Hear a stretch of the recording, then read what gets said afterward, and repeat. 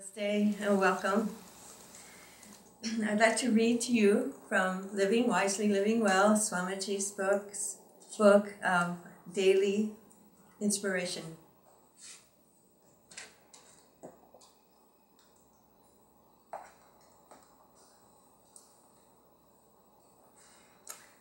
This is for today, Swamiji's birthday actually, and Swami gives us advice for men and for women. So this is the first advice here for women. There are two very different ways of relating to men. Flirtation is an easy way of winning them, and success may give you a sense of power over them. The power is delusive, however. Men will subconsciously resent you for drawing on their energy, even if they aren't sensitive enough to understand the reason for the resentment.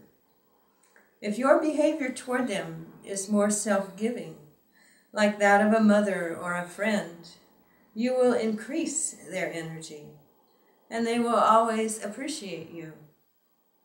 This is why women in India are spoken of as men's Shakti, their strength or their energy. As temptresses, however, they are not Shakti, but Ashakti.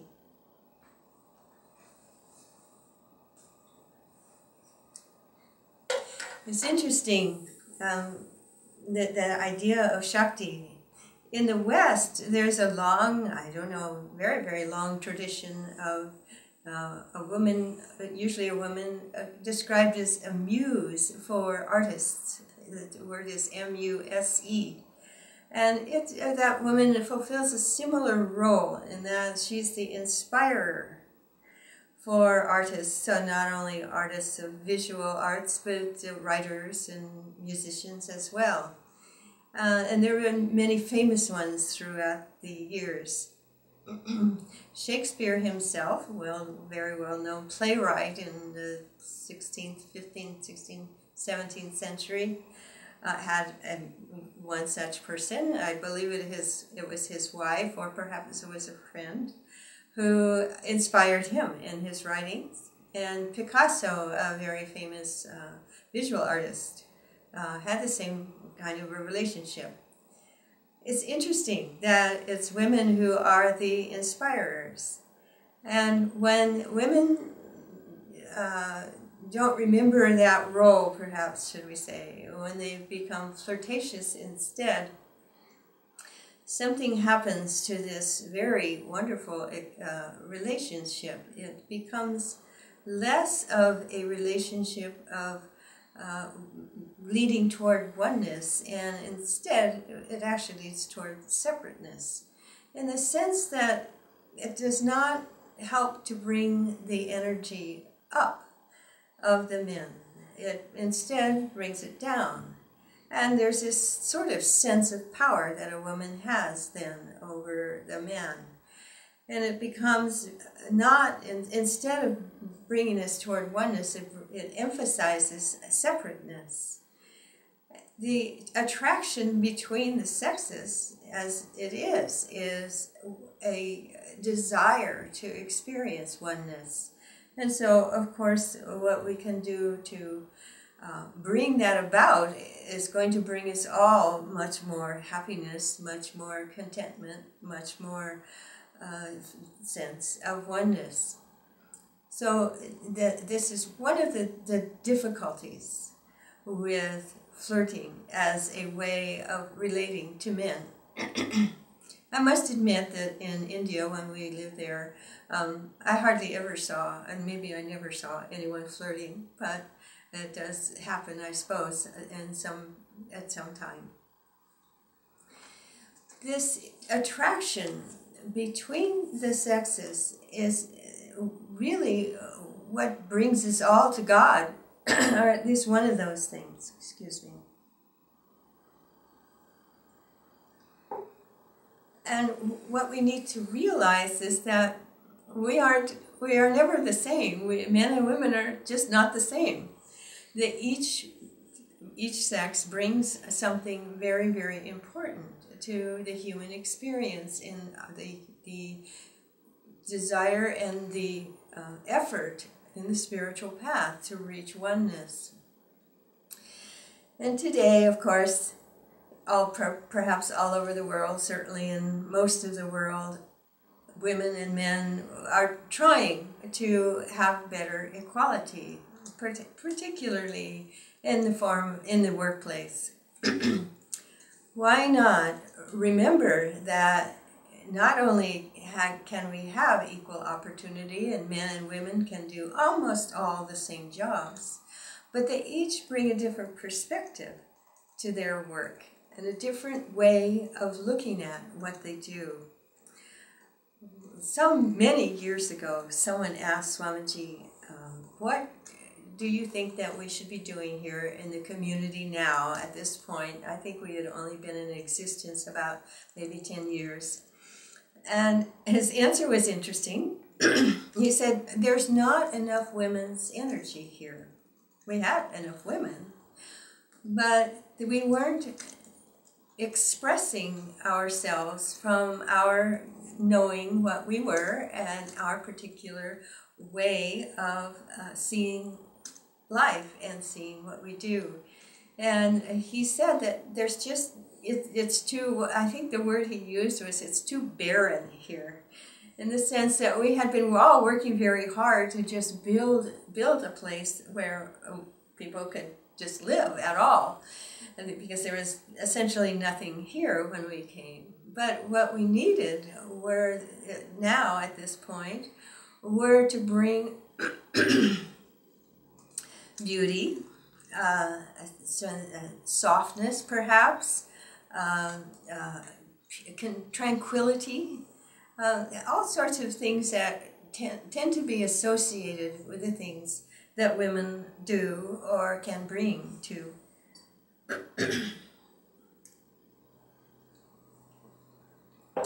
Sorry, we're in the middle of allergy season here in America.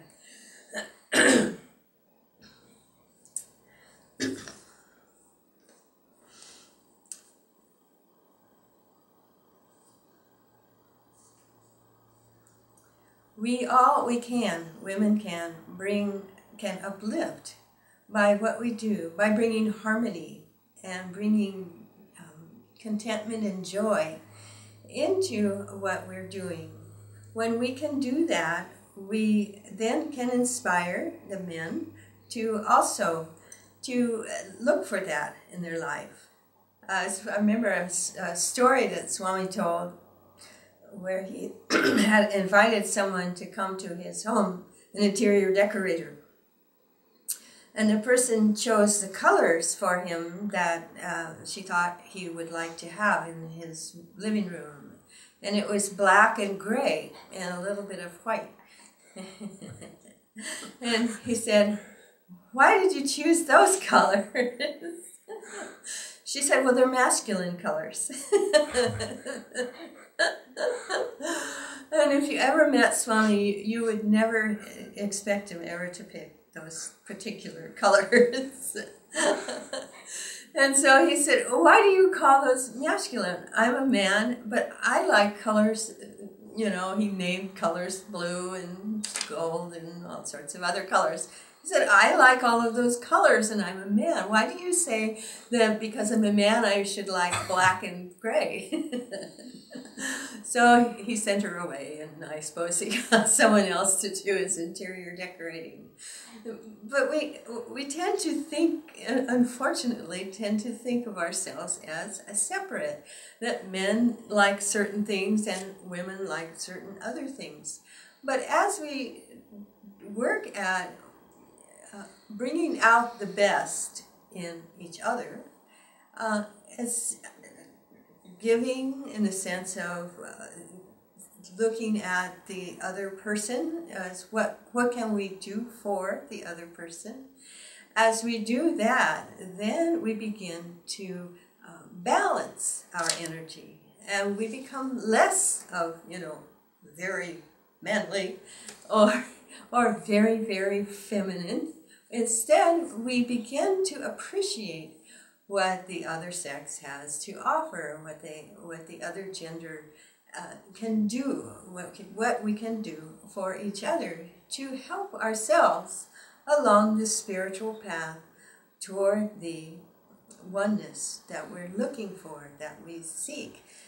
And that we can, by doing this, by looking to help one another, by whatever it is that we particularly have to offer, this is the way that we will, in fact, be an inspiration. Not only women inspiring men, but men inspiring women. I remember some years ago when we were building our community in our retreat in Pune, Jaya was working there and was the manager, the project manager, and everything was just about like it was when Ananda Village began. Not much there, and everything was sort of manual labor and lots of mud, I remember. And I remember he mentioned several times how wonderful it was we had a flat in the city, and wonderful it was to come home at night to a clean house, dinner, peace and quiet. And, you know, these are the kinds of things, they don't have to be those exact things, but these are the sorts of things that we can offer, that women can offer to men. Of course, we have tried to have equality in the workplace especially, but it's more than just that everyone does the same job. People can, yes, we can all do the same jobs, but we can also bring our own particular vibration, which comes partly from our gender. We can bring that to whatever job we're doing, and we can then help to uplift the vibration for everyone. I remember working in a place where I guess we weren't too aware of, the women working there weren't that aware of what we could offer in that way. And we had a certain area near the entrance of our building that used to collect junk, and just this and that. You have something, you don't know what to do with it, you put it there at the beginning, at the entrance of the building, and it wasn't very pleasant. And one day a new woman came to work there, and after a week or two, she just kind of took it on herself to make the place nice and attractive and welcoming to people. And so she, cleaned out the junk, and she brought in some flowers and a picture on the wall and a few things to make it very pleasant. And everyone loved it, including the men who had not really thought about it. And so we don't need to belittle what we have to offer as women. Everyone has something important to offer, and different people have different things that they can offer. And so as we do this, we will, in fact, help to inspire and uplift each other. I would also like to invite you to a guided meditation today, 15 minutes after we conclude here with this discourse and this webinar. We will then begin a guided meditation 15 minutes later. So I hope you can come to that. Thank you. And we actually are doing 2 readings today because it seemed like if we had one for women, we should also have one for men. And so this is the previous day's reading, which is Advice for Men. If you maintain a certain reserve in the presence of women, they will always respect you. Now that's a simple one.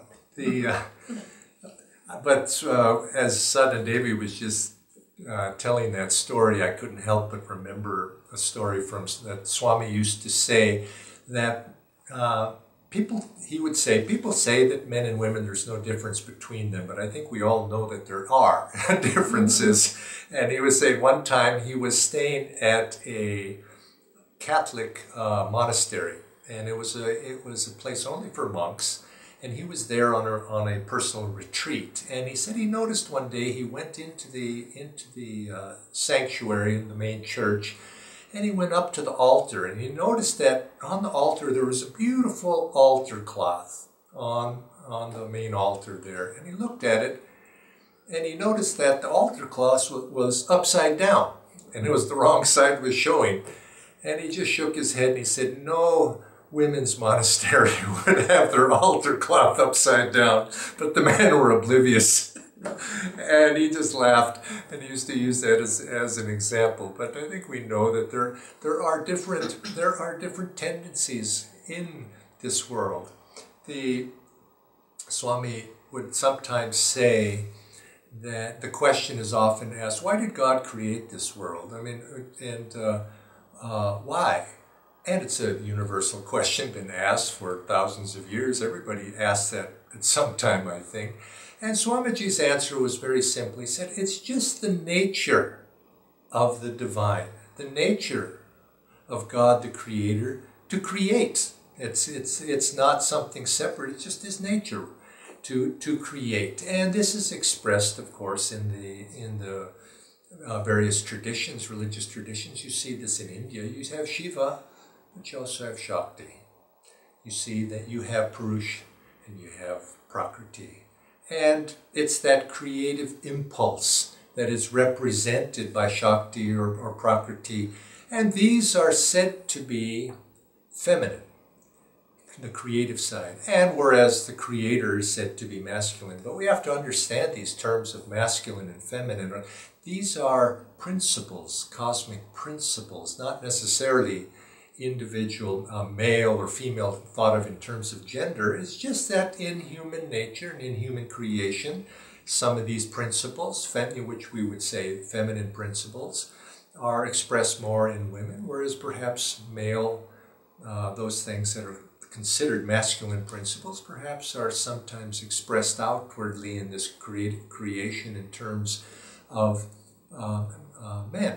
But in the last analysis, you could say that if all of us are part of creation, we're all part of this creative impulse. So this is also why, philosophically, you could say all of creation is feminine in relation to the divine principle of God being the only masculine principle.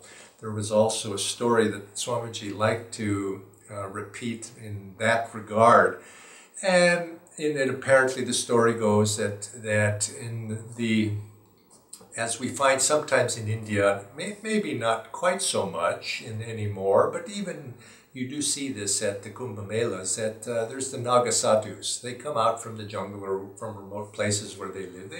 They wear no clothing, and so they come out and for certain occasions like that. Well, this is a tradition, still lives.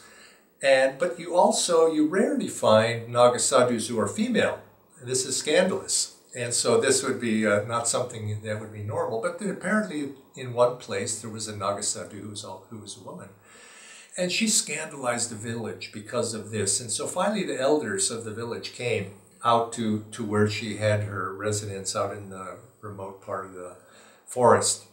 And they pleaded with her to be show a little bit more propriety, and she said, well, why should I? I don't see any men here. And in the sense that there was as God was the only masculine principle, everything else was female, and she didn't distinguish between men and women. And in the highest expression and the highest understanding, men and women, there really is no difference on the soul level. But we do recognize that we express certain elements a little bit more one than the other. And so Shakti, it's the Shakti, that principle of Shakti, that creative impulse of what is Shakti is expressed in all of us. And it's not a female in the sense of gender. It's just a certain principle. And so we say that women are the Shakti of men, expressing it in gender terms. But we could also say that feeling is the Shakti of reason. It's that impulse that gives it impels toward creativity or creation. And this is a very beautiful and essential force in nature. It brings about this whole creation. Without it, we would not have this creation. So Shakti expresses in creation, as it's said in the Bhagavad Gita, it says it expresses, and in expression it creates the gunas.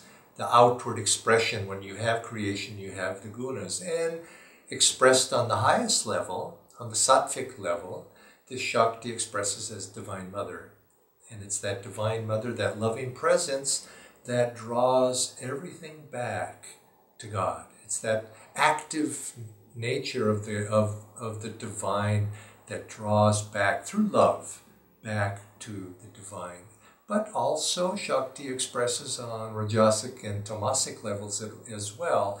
And those levels are expressed out in this creation as Mahamaya, that delusive force that pulls us out into creation itself and binds us. And so you see, you have this creative energy has two main aspects to it, and many subtle layers in between.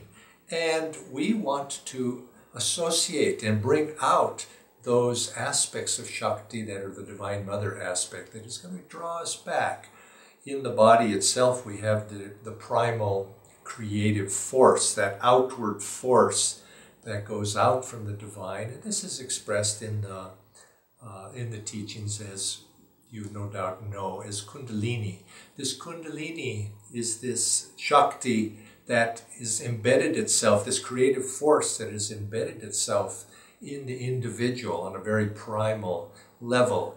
And anything in life, you could say, that Shakti, anything that expresses in life, that binds, that makes that Kundalini coil tighter. Isn't it so that Kundalini is expressed as a serpent? It's because of it has this magnetic force. As any great flow of energy also has around it a field of magnetism.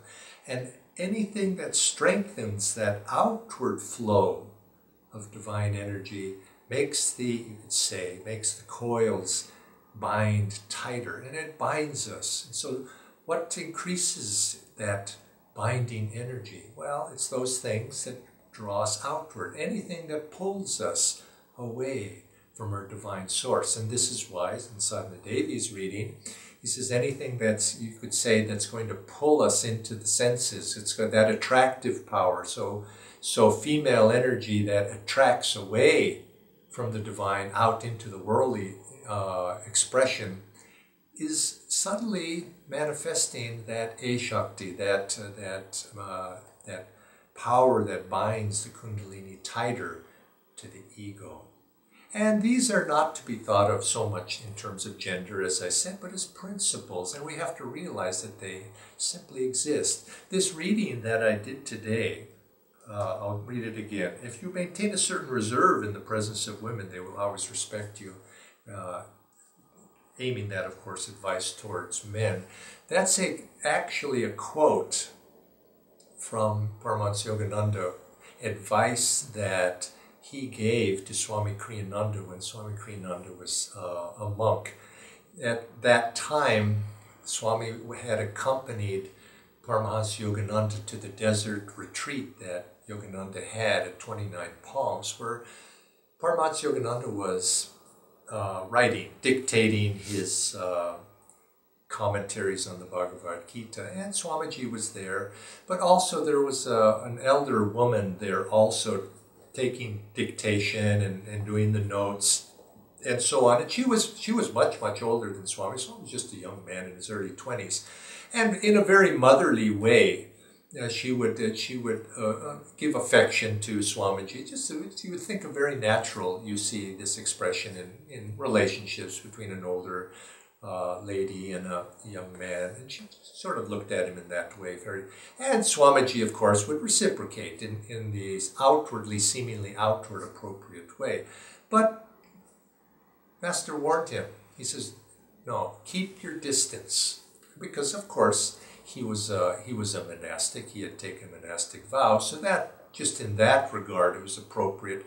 But he was also, I think, saying perhaps a larger message of just keep your distance. if you keep your distance proper and you act properly and respectfully, that doesn't have to be unfriendly. Now this is the difference that people sometimes seem to have a difficult time discerning how to be friendly but impersonal and respectful, but yet not be cold. You see that cold expression of internalization. I'll have nothing to do with this world, with this life, with other people. It lacks warmth. It lacks heart. But there's this fine line between familiarity and being friendly. We don't want to necessarily be familiar, but we do want to be friendly, but yet always impersonally, keeping that a little bit of reserve there for the masculine.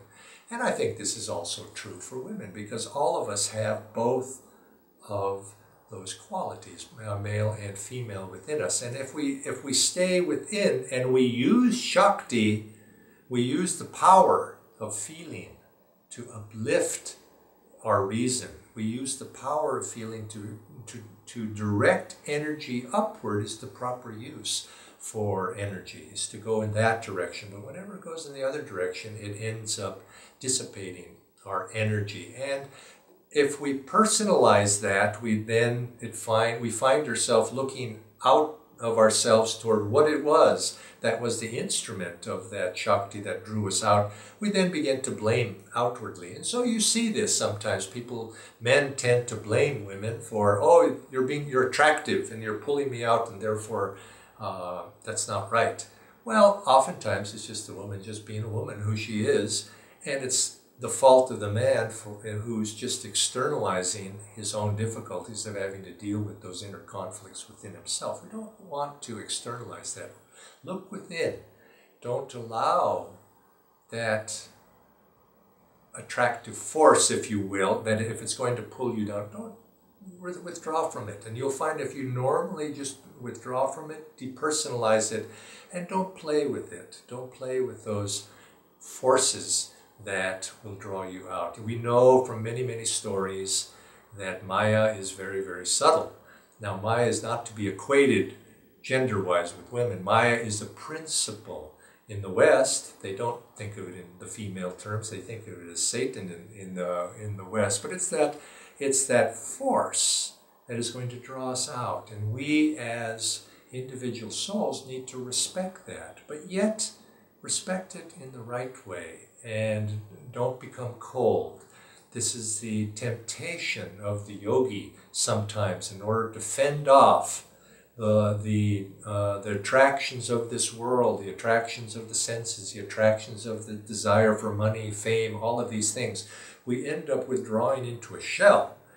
Now, again, a fine line of self-control versus yet having a warm heart. Because unless you can express, you have to learn to express. We, as men, have to learn to express that heart nature. Unless we awaken the heart in the right way, in the proper way, unless we awaken the heart, we cannot really make serious progress. We tend, you could say, to repress, suppress impulses, unless we properly learn to awaken the heart through those qualities which are often thought of as feminine: kindness, love, sympathy, compassion, consideration, a sense of warmth. Those things need to be developed within the soul, or within the qualities of each one of us. And those are all heart qualities, you see, as you develop the heart first, before you develop so much the willpower and those traits that are masculine. You must first start with the heart, because the heart is right here, fourth chakra, up right above the lower three chakras, and it magnetizing in the heart draws the energy up from those lower chakras. And then once you have the heart's energy stimulated in the right way, you then also need to bring in those other qualities of will and courage and fortitude and desire to accomplish what you set yourself out to do. So let's think about these things, how they apply to you, and see if you can bring, which is the final message of our discussion today, bring them in balance. men, women coming into balance.